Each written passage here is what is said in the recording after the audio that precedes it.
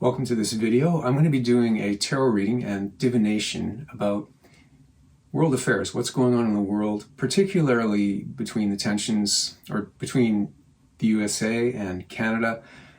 I'm Canadian, so it's particularly of a concern to me, but also I've been talking with a lot of clients as well as people in my live streams on Instagram and TikTok who live in both the USA and in Canada, who have a lot of worries. Some of them are very scared, they're saying. So that's the purpose of this reading, is to look into it, to see what we really need to know, and that can help us to understand things from a different perspective that's not just, the political opinions and the things that are going on that way, but to understand maybe from a higher perspective of what we can expect, how we can best deal with it, how we can protect ourselves and our families with understanding how to move through this, how we can contribute to change in a positive way overall for everybody, to continue with harmonious friendships between the countries, hopefully. So let's see what happens. Positive guidance. What do we need to know right now about the current situation between the US and Canada? What do we need to know? How do we need to handle it? How do we need to face it? What's the best approach to help navigate the turmoil that's currently occurring without getting swept away by, it's kind of an egregore energy. I might explain that a bit later. How to stay centered in ourselves, peaceful. What do we need to know? Okay, positive guidance. I'm using the Aquarian Tarot deck, and I'm going to be using what I call the horseshoe spread. So yeah, 4 of Wands in the past. Definitely harmonious, stable, beautiful relationship. Canada and the US has a long history of friendship and as allies and the biggest trading partners in the world. Currently, the Ace of Pentacles. So that's telling me that it's a good opportunity. There's still good opportunities. It's about money, though. There's money involved in some way. Real resources, legalities, paperwork. Not legalities so much, but paperwork with the Ace of Pentacles sometimes. The future, which is kind of like the near future. And this is the worry, the 5 of Pentacles. It's feeling isolated, feeling out in the cold, and a temporary feeling restricted financially. But this is temporary, okay? Because it's number 5. Number 5 is a number of change, and it's a minor arcana. So not to worry, the 5 of Pentacles is saying that things will change. I'm going to show you the cards here because I'm not sure if I'm going to take a photo and upload it. There's the Ace of Pentacles, which is currently. The past, 4 of Wands. Again, I'm using the Aquarian Tarot. I love this deck. And near future, 5 of Pentacles. So far, definitely money and resources, physical things are involved with the Pentacles, the Suit of Pentacles. Okay, now, the best approach forward. The Emperor.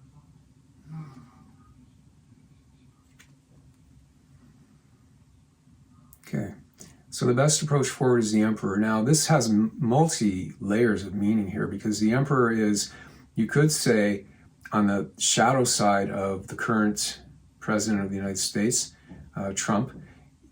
Some say that he just, is very egotistical, perhaps, and I'm not going to give my own personal opinions in this video right now, but I'm just sharing the information, okay, and the messages, trying to keep it as unbiased as possible, just to keep to the messages. But some say that about him, and maybe he just wants to create more of an empire by annexing Canada as a country. Okay, so that would relate to the shadow side of the Emperor card here. And the other way that the Emperor card comes through is leadership, and in a positive way, the Emperor in a positive way cares about the greater good, cares about the people, and is strong, but also has compassion for the consequences of choices and actions that he might make. And I'm using he as the symbolic of the emperor, okay? It can be also the Prime Minister of Canada, other leaders around the world that are also, we're all connected, all the countries. A lot of what's going on is influencing everything else, of course. That's beyond the scope of this reading and video, but just putting that in there. And it also relates to you and me in our own lives, to be the emperor, to be the leader, to be the authority, to create stability in our own sphere, and to create that stability from within first and around us, and to have that, stability, because the emperor is number 4 as well. So to really work hard on, that's the best approach, okay, is to have our own leadership with creating our own stability, and to use that ambition to manifest real tangible results in our world from strategies, okay? And the attitude of others and the environment that we're all in is the devil. Okay, now, I've seen some wild things saying that, there are people that literally believe Trump is the Messiah or something. Again, I'm not going to put my personal opinions. I'm just sharing things I do know relating to the reading. But I don't think, personally, I'd have to put a little bit of personal here. I don't believe that at all, obviously, but in that sense. But I do believe that the devil is more like, there's a lot of shadows, a lot of dark forces have been unleashed. These dark forces are already there in the human collective, and now they're being released. But it seems really bad, and it is, and there's a lot of turmoil. But at the same time, the silver lining in the cloud of this is that now we can see it. It's in front of us. We can see the turmoil. We can see the shadows that previously were dormant or unavailable to conscious awareness. Now they're available to conscious awareness, and we can deal with it. Hopefully, we choose to deal with it in a way that can heal things, okay? And there are a lot of opinions about how to do that, but that's what the devil is as well, saying, we're in an environment where we're feeling really trapped and bogged down and by things as well. We feel like victims to this, and that's saying as well, to the medicine for this is to realize that we aren't victims. And that's back to the previous card, the Emperor, saying to be the leader in your own sphere where you do have agency. Okay, so the challenges now. Okay, 3 of Rods, which is wands in some tarot decks, and rods or wands represent the element of fire, which fire is a creative, inspirational element that's moving upwards. It's an upwards moving force, right? So it's saying that the best way to approach with these challenges is to realize that, there's still more to do, but there is actually some success that we've already accomplished. Things have been put into motion, but there are forces of light, forces of good surrounding everything that is actually supporting these shadows to be integrated and to be transformed. For example, jealousy can be transformed into openness. Anger can be transformed into love. It's energy. It just needs to be transformed.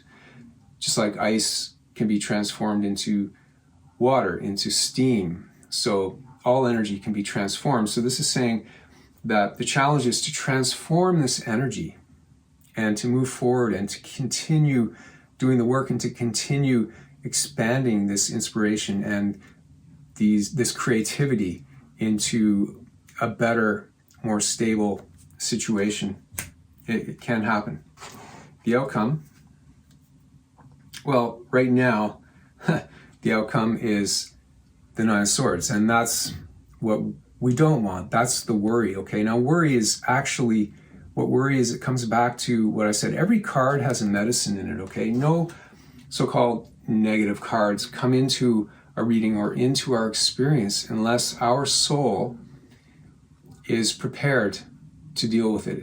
It comes because we're prepared to deal with it. It's not like it's something that came out of the blue randomly and just appeared. It's already in us somewhere. even on a dormant level, okay? So it means that we're ready to deal with those patterns of worry. We're ready to be more present, to be here in this moment. Just check right now, in this moment, watching this video, without going into memory even a second ago, without thinking even a second ago or thinking a second from now, just on that razor's edge of right now. Can you actually find a problem to worry about? No. If you're present, there's nothing to worry about. And as long as you're present, you're creating a protective energy or force field around yourself that will guide you spontaneously to where you need to go. It doesn't mean don't plan, don't strategize, don't think, of course, but to be present. And let's just pull another card. What do we need to know about this Nine of Swords?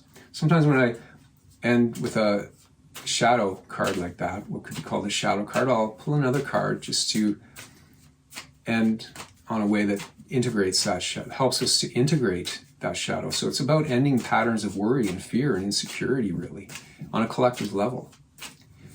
Because this instability and chaos it feels like it's something that's been building for a long time anyways. You know, at least in my lifetime, it feels like, it doesn't feel like it's shocking because it's all of a sudden it's really in your face. And especially as a Canadian, being like, Americans are always family to me, and they still are. The people, you know, it's just what's going on between the administrations and the current U.S. administration is approaching things so differently. But yeah, this is the instability has been there for quite a long time in my life, just lurking kind of in the background. So what do we need to know about this Nine of Swords? Positive guidance. What do we need to know about the Nine of Swords to integrate it, to grow beyond it?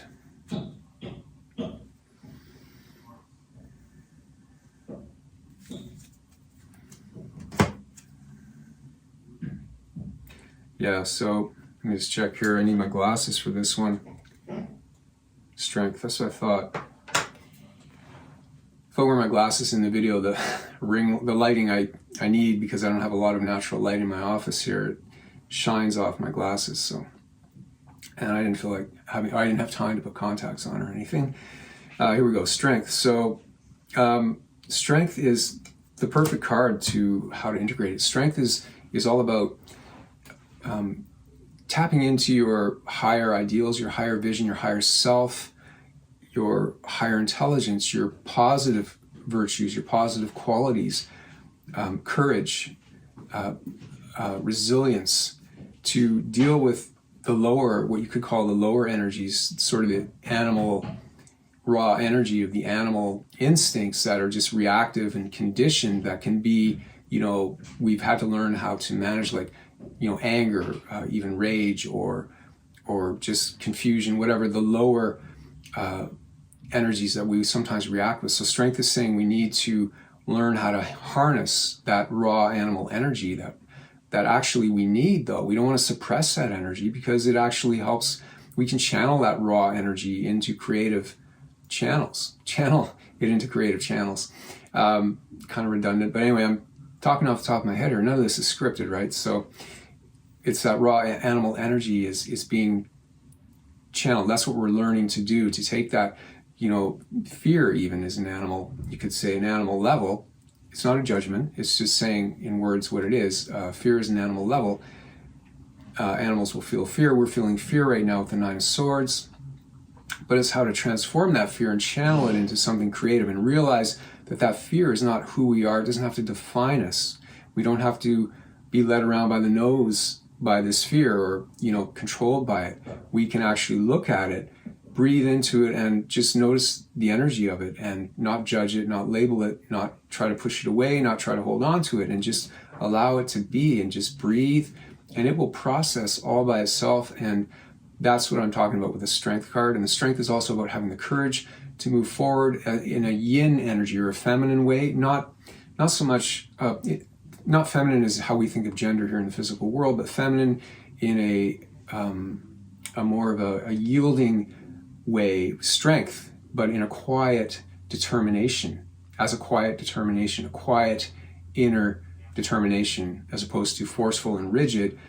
It's strong, as, you know, how the tree bends in the wind, but it's very strong. Okay, so we're looking good. It looks really good overall. We just need to be the leader in our lives, to recognize that yes, there are a lot of dark forces right now, but it's really a reflection of what is in us as a collective. Okay, it's not outside of us. It appears to be outside, but it's a reflection of what we can work on and heal, what we can choose. But it starts with you, with me, like I said, on an individual level, as individual cells of the greater whole of society. And we just need to keep working on that. The worry, we just need to transform the worry. Don't allow the worry to control everything, okay? Just get perspective on the worry. Work on not worrying. It's a bad habit, really. It's a bad habit. Concern, yes, maybe strategies and things like that, being prepared about certain things, being aware of certain things. But worry is a bad habit. Easier said than done, I know. But I do work with people on that. That's one of my areas that I work with people, is how to let go or surrender energies like worry, etc. That's it for this video. I hope you found it helpful. Please leave a comment below. Let me know your thoughts. And also remember to subscribe. I forgot to say that anywhere. Remember to subscribe to this channel. Help me grow my very tiny YouTube channel at this point. And see you in another video.